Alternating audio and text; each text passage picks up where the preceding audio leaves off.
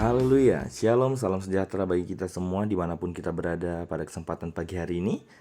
Puji nama Tuhan, firman Tuhan yang datang kepada kita pada pagi hari ini saya berikan judul Pembenaran Part 3. Puji nama Tuhan, perlu kita ketahui sebelumnya bahwa renungan pada pagi hari ini merupakan lanjutan dari renungan sebelumnya, di mana pada renungan sebelumnya kita telah membahas bagaimana Allah ternyata memiliki standar kebenaran sendiri dan pastinya berbeda dengan manusia. Sehingga tanpa kasih karunia Allah tidaklah mungkin kita manusia berdosa ini dapat menggapai Allah dengan standar kebenarannya. Dan oleh karena kasih karunia Allah, kita juga yang tadinya berdosa yang selayaknya dibinasakan, tapi kini kita dibenarkan.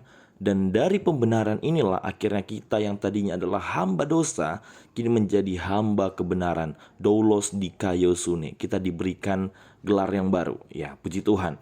Masih tetap dalam pembahasan yang sama, yakni tentang pembenaran. Pada faktanya Alkitab menjelaskan kepada kita bahwa kita yang dibenarkan bukan hanya sekedar dibenarkan seperti pada biasanya orang sedang mengalami masalah di pengadilan lalu dibenarkan, ya begian. Tetapi ada hal lainnya yang Alkitab jelaskan. Yang menjadi pertanyaannya adalah hal apa saja atau hal apa lagi yang Alkitab sampaikan berkaitan dengan tindakan pembenaran ini. Dan dalam pembahasan dalam topik pembenaran part 3 ini kita mau melihat apa sih yang disampaikan Alkitab terkait pembenaran lagi. Ya, kita lihat dalam Alkitab kita bersama-sama dalam Roma pasal yang ke-8 ayat yang pertama dan kedua saya bacakan bagi kita semua. Demikian firman Tuhan.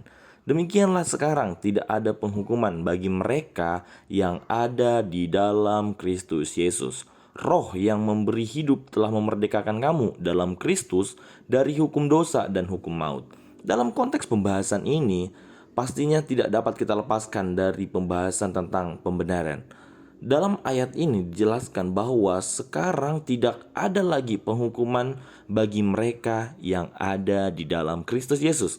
Mungkin kita hanya melihat kalimat ini seperti kalimat biasa. Oh iya, tidak ada penghukuman dalam mereka yang ada dalam Kristus Yesus. Namun, apabila kita perhatikan dalam bahasa Yunaninya, ada banyak hal yang disampaikan. Antara lain, frasa dalam Kristus Yesus. Ya, penggunaan istilah di dalam Kristus Yesus menggunakan bahasa Yunaninya en Christo Jesu. Penggunaan kata en ini merupakan preposisi, ya, di mana dalam ayat ini sedang menjelaskan bahwa kata en ini sedang menjelaskan improper preposition, yang dimana improper preposition ini sedang menjelaskan posisi yang mutlak yang tidak dapat diganggu gugat oleh apapun, oleh siapapun. Sehingga dari preposisinya saja kita dapat peroleh pengetahuan bahwa Alkitab sedang menjelaskan kepada kita bahwa setiap orang yang sudah percaya Yesus Kristus, maka mereka berada di dalam Kristus.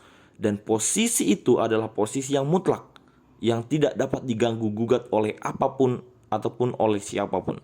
Sehingga sebenarnya tidak ada istilah murtad dari Kristen atau meninggalkan Yesus Kristus, ya, murtad dari Kristus. Ketika hal itu terjadi, maka sebenarnya yang kita harus pertanyakan adalah apakah orang tersebut yang meninggalkan kekristenan, apakah dia sudah benar-benar percaya Yesus atau sebenarnya tidak.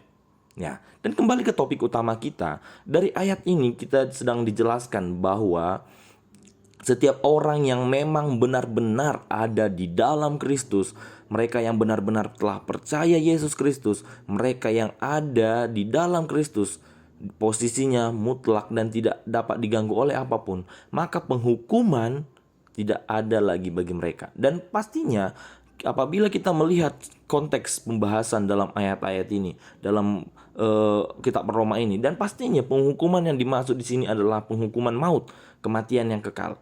Bukan hanya itu saja, tetapi dalam ayatnya yang kedua juga kita dijelaskan bahwa kita dimerdekakan dari hukum dosa dan maut. Sehingga hal inilah yang menjadi jaminan dalam hidup kita, orang-orang percaya, orang-orang Kristen, bahwa setiap orang percaya tidak lagi dihambakan, tidak lagi diperhambakan oleh dosa dan tidak lagi mengalami hukuman maut. Ya, namun demikian bukan berarti hal ini menjadi alasan sehingga orang dapat mengatakan saya ini Kristen, lalu saya bebas untuk berbuat dosa. No.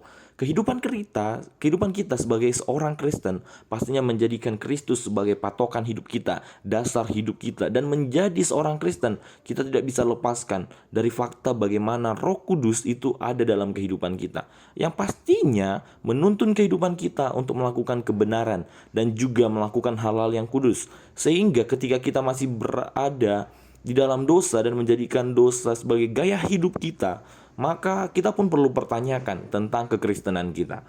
Ya, oleh karena itu Bapak Ibu Saudara terkasih dalam nama Tuhan Yesus Kristus, melalui renungan singkat ini sebenarnya kita sedang diajarkan, kita ini sedang diingatkan kembali bahwa kehidupan kita sebagai seorang Kristen adalah kehidupan yang penuh dengan kasih karunia, di mana kita yang selayaknya alami kematian kekal, tetapi oleh karena kasih karunia Allah, Ia membenarkan kita, Ia membuat kita yang tadinya adalah hamba dosa tetapi jadi hamba kebenaran.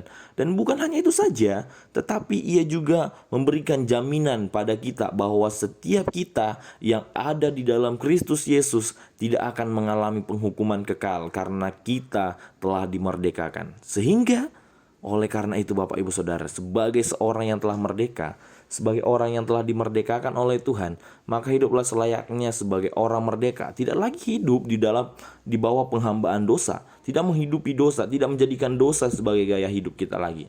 Mari tunjukkan jati diri kita, tunjukkan apa yang menjadi dasar hidup kita kepada setiap orang yang ada di sekitar kita, tetangga kita, keluarga kita, saudara-saudara kita. Baik itu melalui perkataan kita, melalui sifat kita, melalui tingkah laku kita, melalui apapun aspek dalam kehidupan kita, kita menunjukkan bahwa kita adalah orang-orang yang telah berada di dalam Kristus dan sebagai pengikut Kristus. Puji nama Tuhan, demikianlah menjadi renungan singkat kita pada pagi hari ini. Dan untuk mengakhirinya kita bersatu dalam doa. Segala pujian, syukur, hormat, kemuliaan hanya bagimu Tuhan Yesus yang baik. Terima kasih buat renungan singkat pada pagi hari ini, di mana Tuhan mengingatkan kembali kepada kami bahwa kehidupan kami adalah kehidupan yang penuh dengan kasih karunia, bahwa kami adalah manusia-manusia yang selayaknya alami kematian yang kekal oleh karena perbuatan dosa kami yang tidak layak di hadapan Tuhan. Tetapi oleh karena kasih karunia Tuhan, Allah telah melayakkan kehidupan kami, menyelamatkan kehidupan kami. Engkau Allah yang melalui pengorbanan-Mu membuat kehidupan kami menjadi dimerdekakan kembali, membuat kami yang tadinya adalah hamba dosa tetapi kami menjadi hamba kebenaran. Engkau memberikan jaminan dalam kehidupan kami, membuat kehidupan kami tidak lagi alami penghukuman maut. Terima kasih Tuhan, terima kasih Tuhan. Makasih ya Allahku. Dan mulai sekarang Tuhan, melalui renungan firman Tuhan, mengingatkan kembali kepada kami, dan kami mau menegaskan kehidupan kami, memberikan komitmen dalam kehidupan kami untuk kami dapat menggunakan hidup kami dengan baik, tidak menyia-nyiakan hidup kami. Kami mau menjadi berkat dan dengan gagah berani memberitakan Injil kebenaran firman Tuhan.